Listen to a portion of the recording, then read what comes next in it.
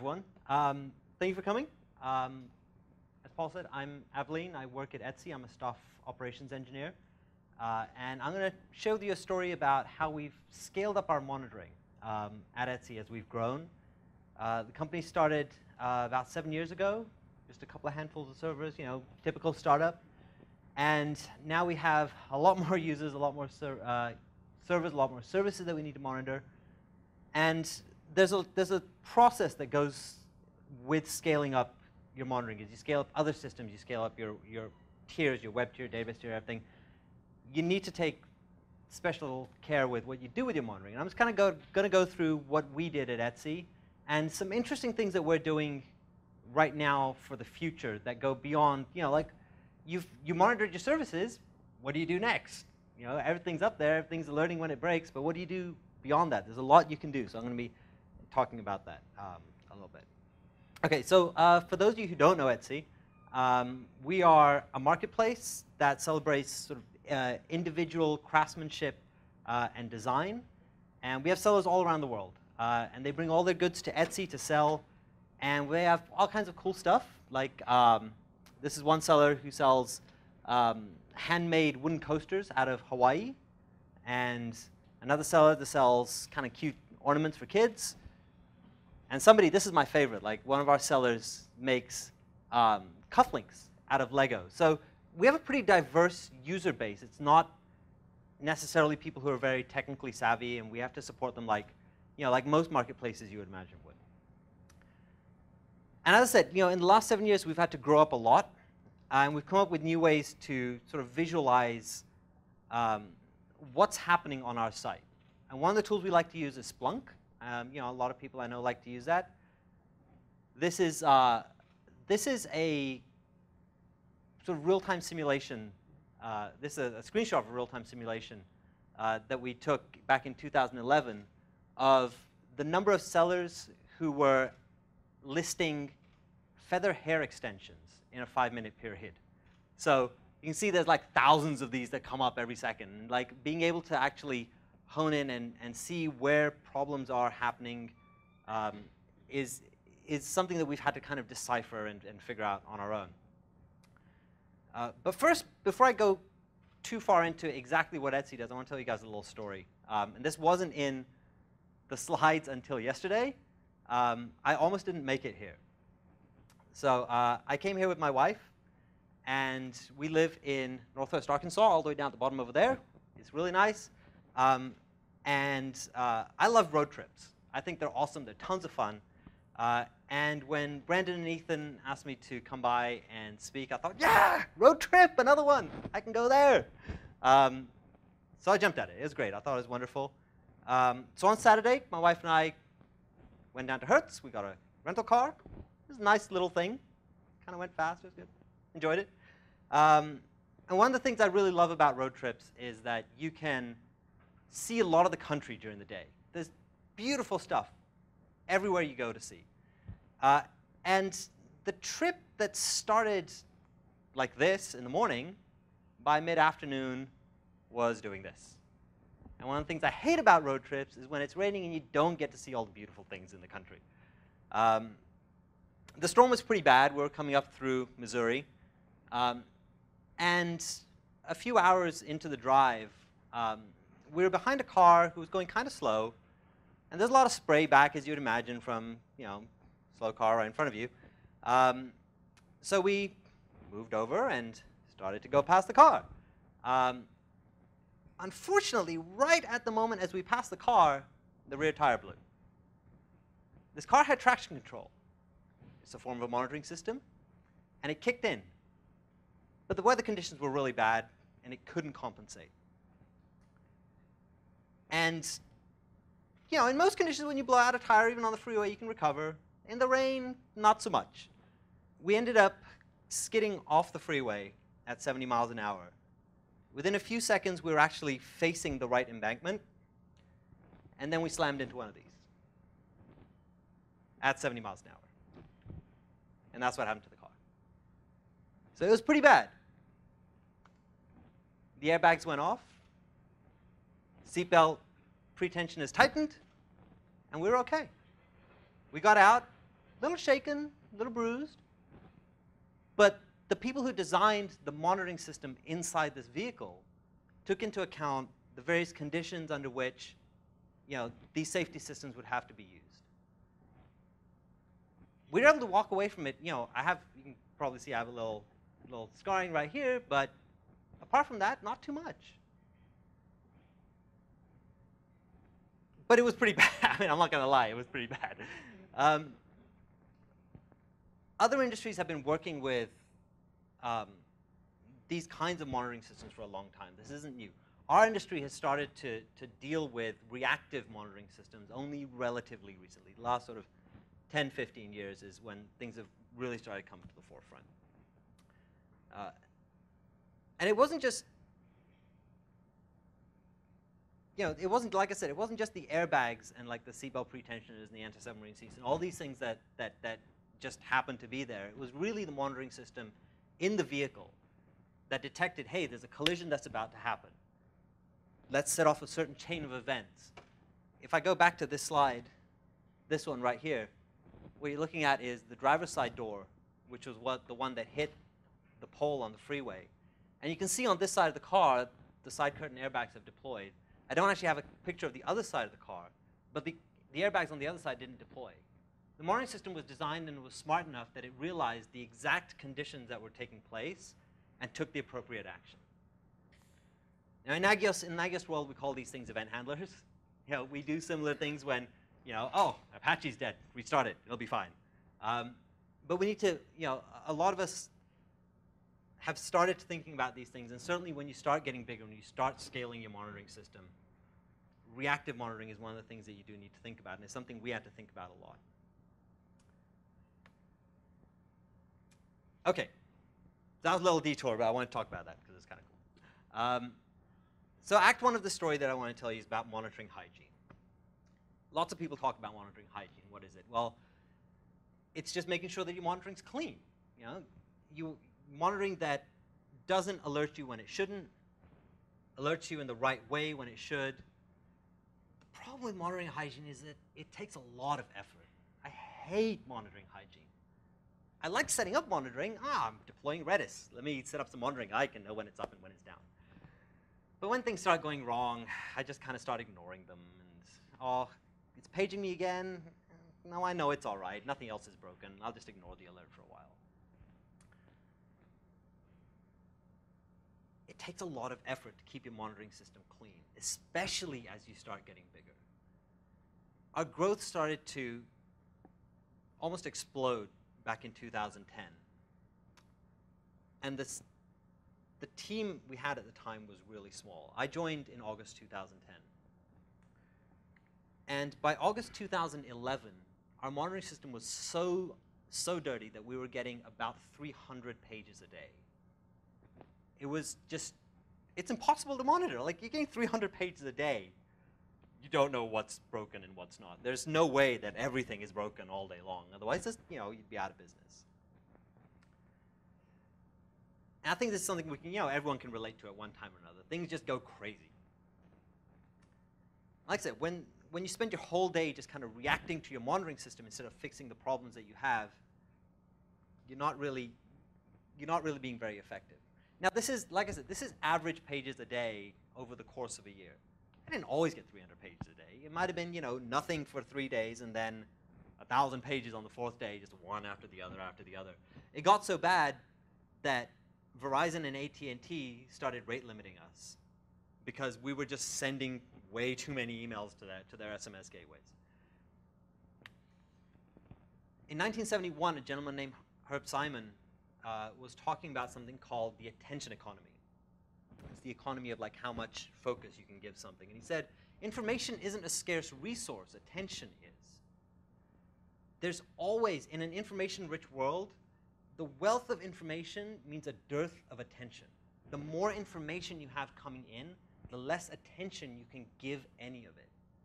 The more alerts you have coming in, the less useful they are to you. You really want a system with the fewest alerts. But how do you do this in a system where, in January you have 50 servers, and in July you have 200? It's hard to keep up with this scale of growth. But we took this to heart, and we started setting off on our little adventure to clean up Nagios. 300 pages a day on average was too much. We knew that we were missing a lot of stuff. We started off in 2011. In November of 2011, we had a Nagios Hack Week. It was kind of hard to pull off.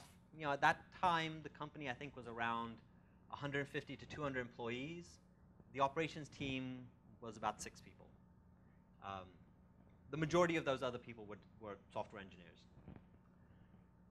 And we had to tell them, hey guys, for a week in November, if it's not an emergency, if the site's not down, we're not here. We're not doing anything. We have to clean up our system. It was really hard to pull off because being so heavily involved in retail, November is, it's the middle of the holiday shopping season.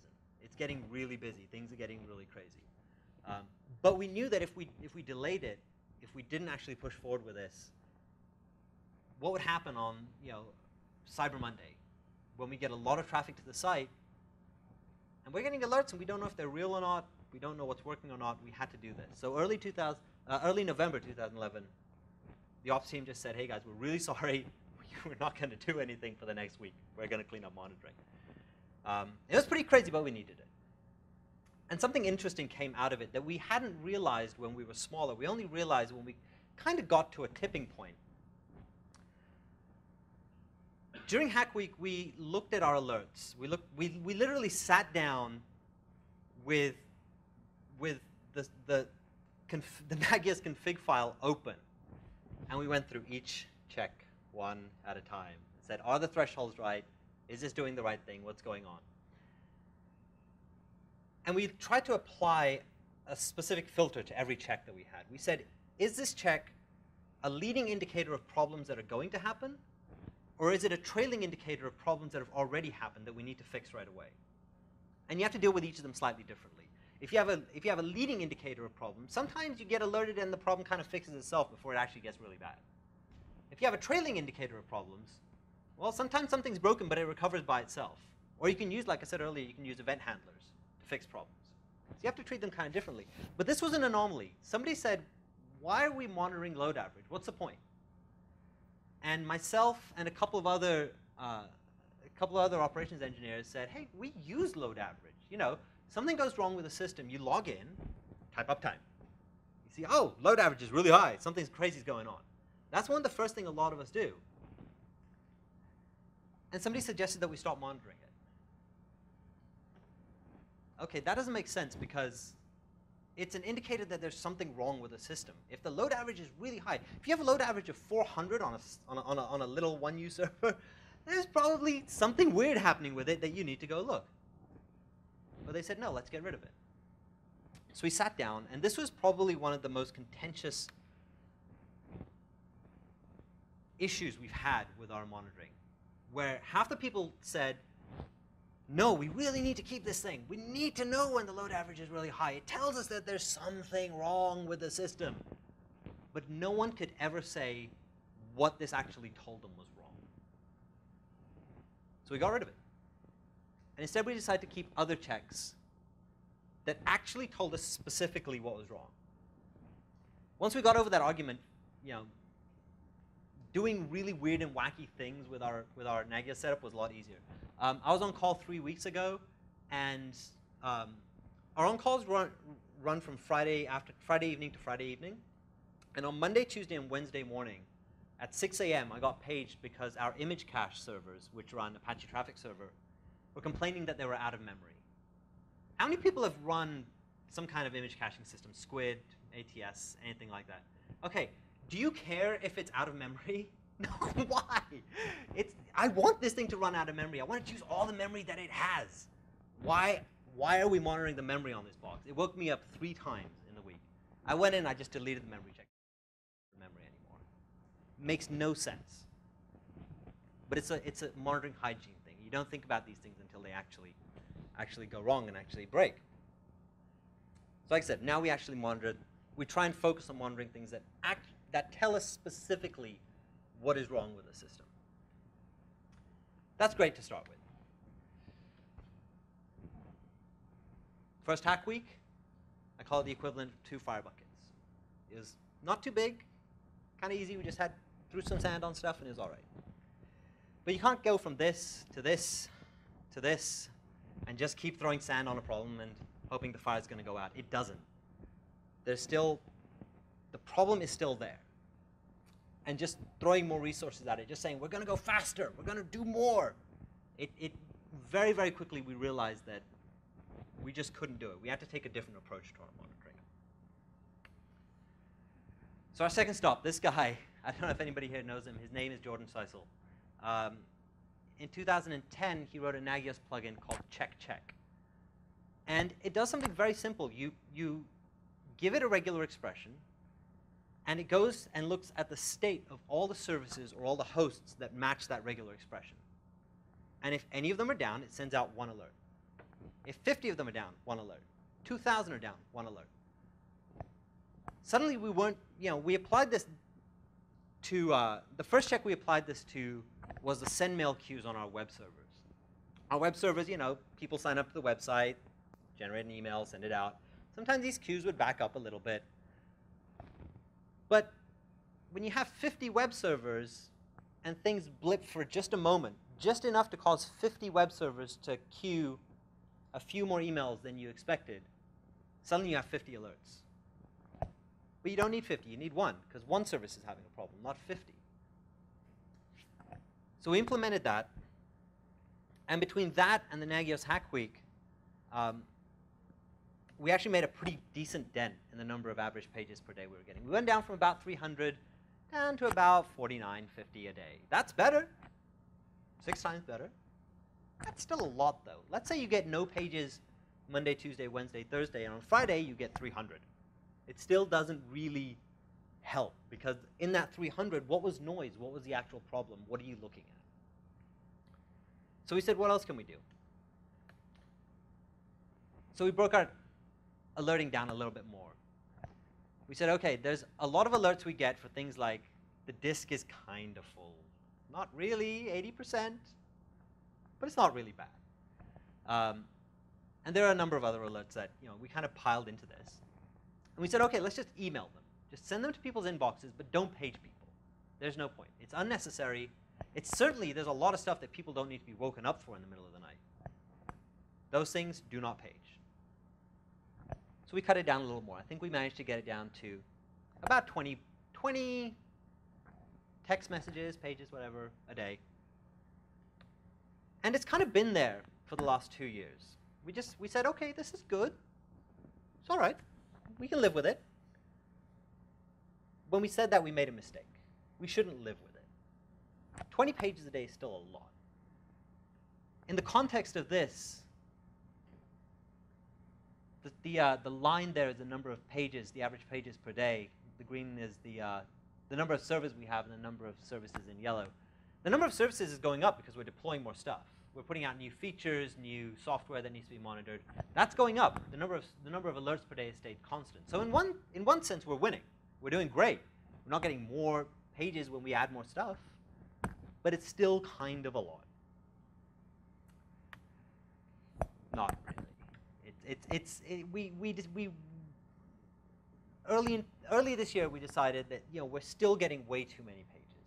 It's hard for people who are on call to just always be looking at their phone every time something beeps, something pages them. And like I said, even if you don't get anything for a couple of days, you might suddenly get a flood, and what do you do then? But again, going back to monitoring hygiene, who wants to really tidy up these alerts? Let's say in a day you get 20 pages, and they're all for different things. OK, this machine was at 79% disk full. It moved over into 80, a page went out, and then a cron job ran, and it cleaned up stuff, and now it's 60%. It's all right now, right? I don't have to go fix that alert. It's not going to page me again for 2 months. OK, but the problem is it will. If it doesn't, as you scale up your systems, other things will. There's another picture. This is Laurie Dines. And some of you may have heard a phrase he coined back in 2009, I think. He said, if it moves, graph it. And if it doesn't move, graph it anyway, because it might move when you're not looking. And we really take this to heart. We we look at this and we say, we need to have metrics for everything in our system, no matter how small it is, no matter what it is. We don't know what our system's doing if we're not monitoring how often things are changing and what's going on. So we decided to take this approach and apply it to our monitoring. We said, let's monitor the monitoring. And the first thing we did, we kind of, we like Splunk, like I said. We started feeding our Nagios logs into Splunk. We said, look, let's take a look at how often different services alert. Instead of looking at, is the web cluster having a problem? Is the mail cluster having a problem? Let's look at the aggregate services in general. And the very top thing up there, alerted, I think, 26 times, was a service that was having a genuine problem. OK, great. But right underneath that, the number 2 thing was CPU. We had CPU in 3 different farms alerting that it was a little bit high. That should never really be the case. Either we should have a threshold set correctly so that we accept that CPU is going to be high, or we should add more capacity. But one or the other should be true, and it shouldn't be alerting us for it unless there's a genuine problem. And getting 19 alerts over the course of a day because the servers are a little bit busy, and this is just one day. This probably happened for like several months straight, where we look at my phone, oh, CPU alert, ignore it. So we looked at this and we said, OK, this helps us, looking at this, looking at our monitoring in an aggregate way, helps us scale it because we can see where the pain points are, what's actually causing us problems. So going back to our hero, Laurie. He invented 2 really, really cool tools. As we were growing, we added more data centers. And we also had different environments. You have your dev environment, you got your production environment, we have a corp environment. And all these have separate Nagios instances running in them. It's a pretty standard thing. But having to go to different instances just to see what's going on was a real pain. So he put together this little dashboard called Nagdash. Suddenly we're doing the aggregating thing again. We're taking a look at the view of all of our monitoring in one place. He wrote this because at the time we were running a rather old version of Nagios, and it wasn't very user-friendly. Things have gotten a lot better then, but this was an approach that we took. We said, OK, instead of having to remember the URL for the Nagios server and going to it and figuring out what's going on, let's aggregate everything. Let's bring it in one place. That was kind of cool, and it helped a little bit. And we still run this. We have this actually running on one of our monitors in the office. It's kind of cool. The other thing he did was actually way more useful than that. We have a tool at Etsy called Ops Weekly. The Ops team, we write like a weekly status. I'll go in there on Friday. I'll type up what I did. And I'll hit submit, and an email will go out to the team, and everyone can see what I did without having to bug me and ask me, hey, what's the status of that project? I don't like when people bug me. So, so now people can just go see what's going on. And he added this little feature to it, which read the Nagios output log and made a list of all the alerts that had happened in the week.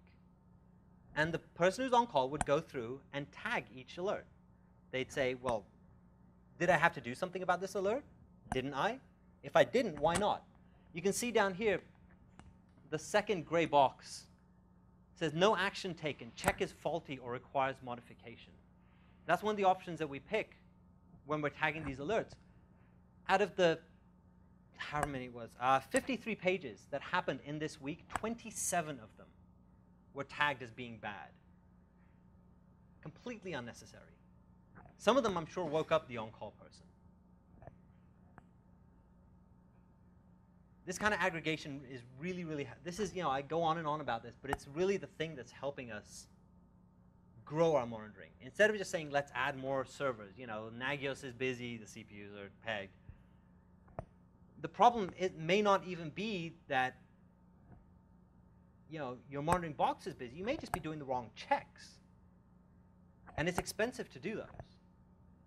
Every time a check is marked as faulty, we're adding a new feature to this really soon. Every time a check is marked as faulty, Ops Weekly will automatically open a ticket in our ticketing system, assign it to the person who was on call to go and fix that check so that nobody else gets woken up for it again. And this leads on to something else that we started talking about probably about 6 months ago, which is alert fatigue. This was starting to set in. Our ops team's grown now. We have, I think, 8 people who are on call for 1 week at a time. So you only have to be on call once every 2 months. Kind of nice. I've been on call, 6 months straight before. Didn't like that so much. I like this. But alert fatigue starts to set in. Not just with the person who's on call, with everybody. Pages come in, you start ignoring them. Oh, this is probably not a big deal. Or, oh, somebody else will be dealing with this.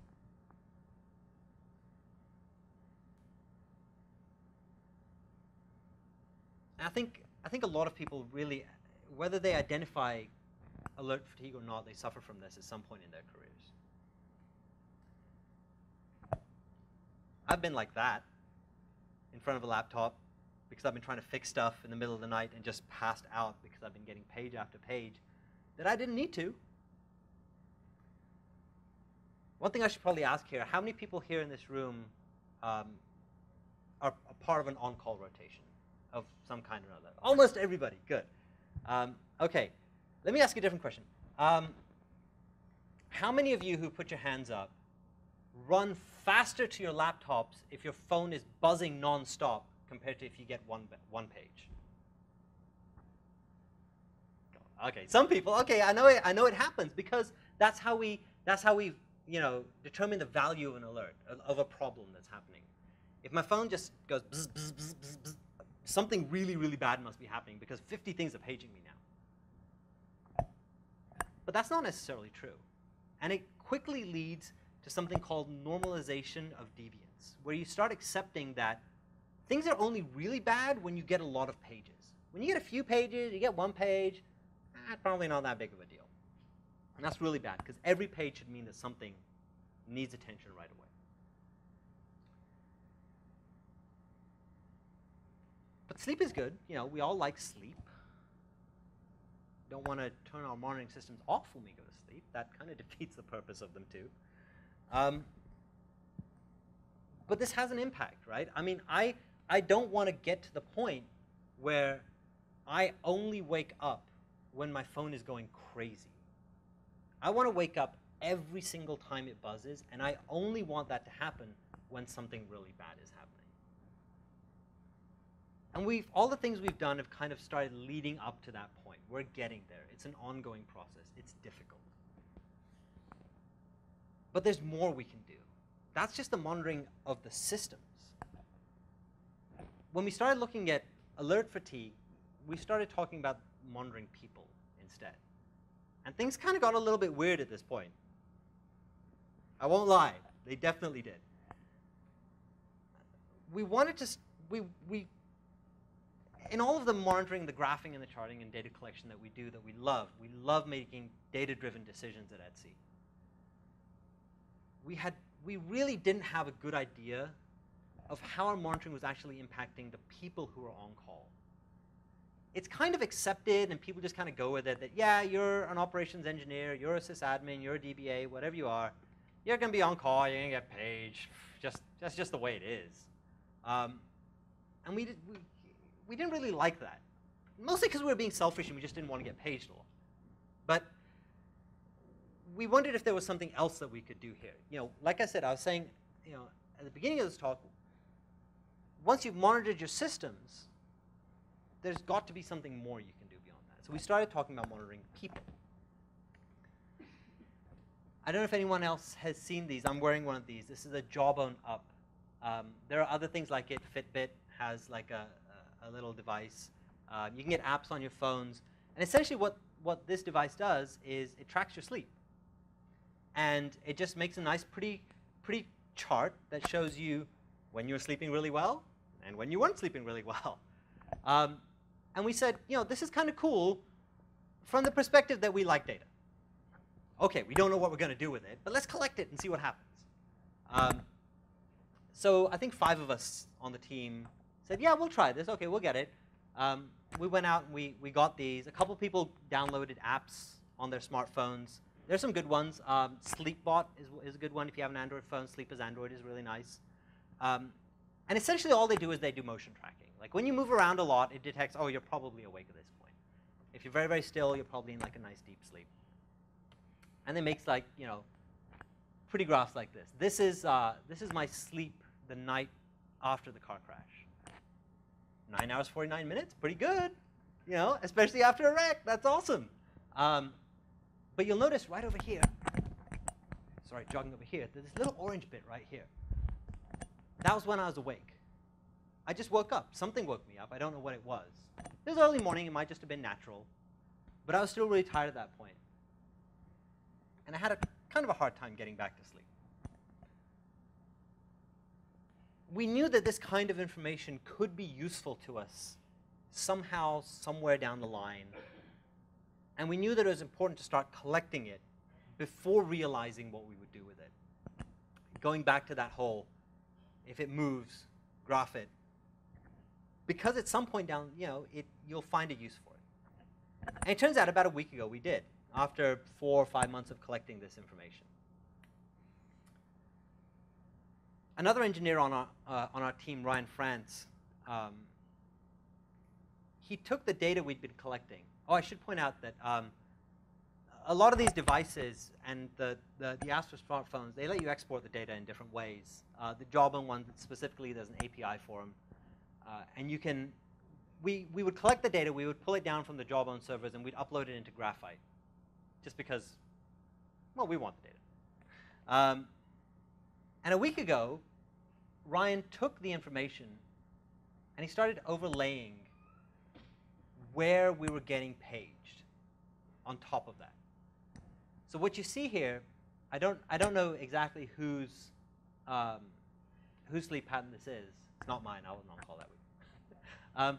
But what you see is there's a tall purple vertical line where a service went critical and woke somebody up. We know that this was a bad alert because the amount of time it took that person to get back to sleep was really short. So the person probably woke up, either did something very quickly, something very trivial to fix it, or ignored it until it went okay, and then went back to sleep. And we started doing more and more things like this because once you have monitored your systems, once you've got that set, and it's not, you know, it's a process to do it, but it's not difficult. Taking into account how your monitoring is affecting people really, really helps you scale things up. Now we can take a look and say, okay, whoever was on call here, they got woken up once. It's probably not so bad. If people are getting woken up 5, 6 times a night, it's having an actual detrimental impact on their quality of life. And before we would just say, ah, it's just the way it is. Now we can quantify it and say, look, this is how bad it actually is. Maybe you're not getting sleep for a week, you know. Wake up grouchy, don't like talking to people. I'm like that. And being able to visualize it has really helped us turn around and say, this is exactly why monitoring hygiene is important. A lot of our alerts don't just go to the operations team. You know, we have alerts that go directly to developers now, because a lot of times it's stuff that the operations team isn't able to fix. And the developers have the domain expertise to fix things when they break. We can turn around and say, look, if you don't have good monitoring hygiene, this is what's going to happen to you. You're going to be tired. You're going to be exhausted. It's not going to be good for you. It's definitely not good for your employer, not good for your family.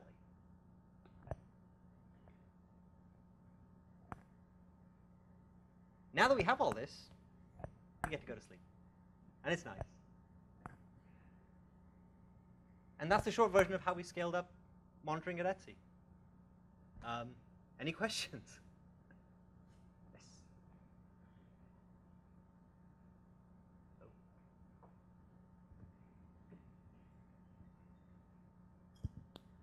Can you talk about the mechanism by which you allow the people who are responding to the pages apply the tags or provide feedback about the page? Was that something they had to do the next day, or is that something they could do in the moment?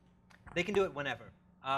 if I don't actually have my VPN connected, or I would actually show you. What you end up with is literally a list of all the things that happened, all the pages that went out, and underneath each one there's just like a little drop-down box, and you can go back at any time. I could go back 3 weeks from now, and if I wanted to, I could actually change, the status of some of that stuff. But when the on-call person is doing their sort of weekly report, just to kind of explain what happened at the end of the week, they can just go through and they can mark this check was faulty, this check didn't have to happen, or this check was real. This is a serious problem that we need to take into account. There are other options on there too, like we try and encourage people to set downtime for services and hosts before they do some kind of action. But it's really hard to get people to remember to do that. If I go back, where was it? There. Oh, there. The very bottom one, no action taken, work ongoing, downtime not set. 5, so like 10% of the alerts that happened that week.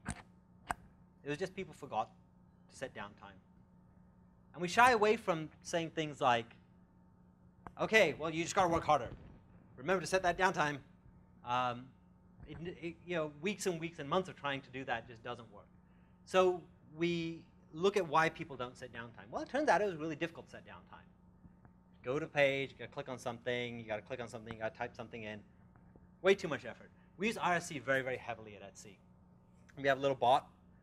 Now I just type in the channel, Nagios downtime hostname. It sets a downtime on the machine and all its services for 60 minutes. I can go do whatever. 60 minutes expire, downtime's gone. That number used to be way higher. That number, if I'd shown you this page from 6 or 9 months ago, that 5 would probably be about 150, maybe more. It was an endemic problem. It was terrible. But the problem wasn't that people were lazy. It wasn't that people don't like doing it. It's just that it's cumbersome and it gets in the way. So we have this now where we can identify things and then look at why. Why did that happen? What was the cause? What was the actual cause? It's never human error. It's always something was lacking, something we didn't think of, something we overlooked. Great, thanks. Is this reporting here, is that something that's publicly available, or is that specific to Almost. So this is something we're working very, very hard on. We only started using this particular tool for our weekly statuses and things back in April. And about 2 months ago, a bunch of other teams just happened to see, hey, what is this thing you guys are working on? What are you typing your stuff in? So now we have like 6 or 7 teams at Etsy using it. There's really nothing Etsy specific in there, and we're trying to open source it. So hopefully really soon this will be available as well. I think this kind of, and really all it, the whole way this works is that we just have a Nagios contact that gets all the pages. It's just a script somewhere that fires off and puts things in a database, and then this thing reads it, and then they can tag it. It's kind of simple and cool, but it really helps. It makes a big difference. Cool. Any additional questions? So were any of those issues, like the lack of sleep and stuff and the alerts and thresholds, was that any of the driver for like the Skyline Oculus stuff? Yes, it was. Absolutely it was. Okay. So for those who don't know, Skyline and Oculus are some tools that we wrote in-house that do anomaly detection and pattern matching on graphs. So we take all of our graphs, we feed them into this system. I won't go into too much detail about what it is. It's a huge, awesome thing. But yes, when we get all these alerts that happen, a really common example might be the number of busy Apache workers shoots up. What does it mean? Why is it happening? It's never because Apache is busy itself. It's because it's blocking on something else. Our site's written in PHP. It uses Memcache, Redis, MySQL, Postgres, a lot of different technologies. One of those is going to be causing a problem. So the Apache busy workers is something that we graph, but we never alert on because it doesn't tell us what's wrong. But what we can do with Skyline and Oculus is we can actually go into this system where we fed all of our graph data in. And we can pull up the graph of the Apache busy workers. It has a very specific, representation. It's like goes flat, flat, flat. Oh, it's up like that. Usually, let's say your MySQL connections are backed up. They're going to be doing the same thing. They go flat, flat, flat, and then up like that in roughly the same pattern. And Skyline and Oculus help us make it a lot easier to find exactly these kinds of things. So yes, it's a short version of that. Cool. Anyone else? Any other additional questions? Giving you guys a chance to think about. There we go.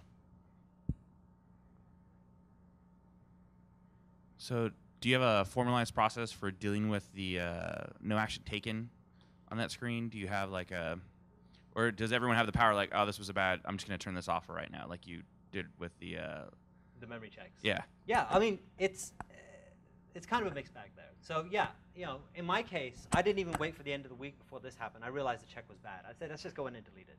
I sent an email out. I did send an email out, and I said, hey, if anyone thinks I'm doing something really crazy and I shouldn't be doing this, let me know. You got a day. Next day, before I got woken up, I went in and turned it off. I'm not getting woken up again.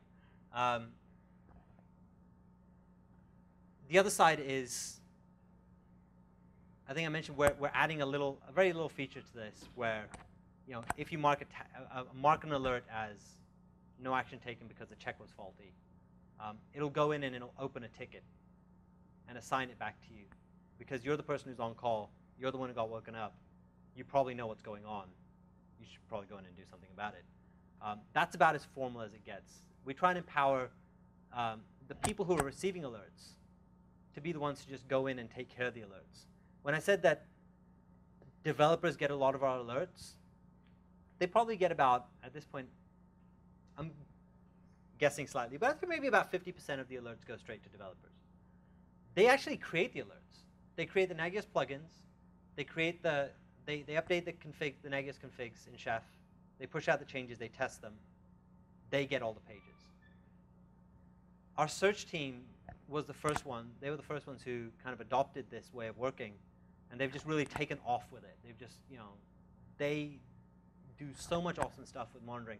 I'll turn around like every so often I'll go in to add a check, and there's like 10 new search checks, monitoring JMX values, all kinds of stuff. It's just like, wow, you guys are really doing this? They're like, yeah. Do you want the alerts? No, you guys keep them. But yeah, we try and empower the people who are doing it. We are very, very light on things like change control, deliberately, because it just, for the most part, it gets in the way. We do have a little bit, but for the most part, we try and keep it light. Any other additional questions? All right, lady and gentlemen, how about a nice big round of applause one more time?